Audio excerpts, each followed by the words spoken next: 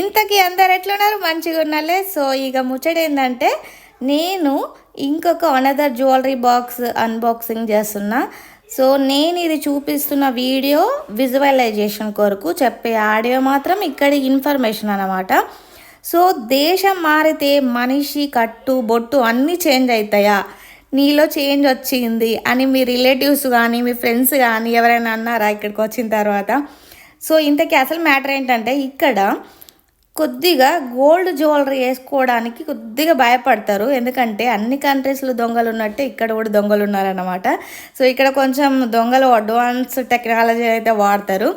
మేమైతే అదొకటి ఫేస్ చేసినాం. ఎప్పుడంటే టొరంటోలో ఉన్నప్పుడు, మేము కాదు, మా ఫ్రెండ్ వాళ్ళ ఫ్రెండ్ అపార్ట్మెంట్ కింద వాకింగ్ చేస్తున్నప్పుడు సడన్గా ఓ దొంగోడు వచ్చి పాయింట్ బ్లాక్ రేంజ్లో గన్ హెడ్ మీద పెట్టి పైసల ప్రాణం అంటే మనం దేన్ని చూజ్ చేసుకుంటాం? ఆల్వేస్లీ ప్రాణమే కదండి.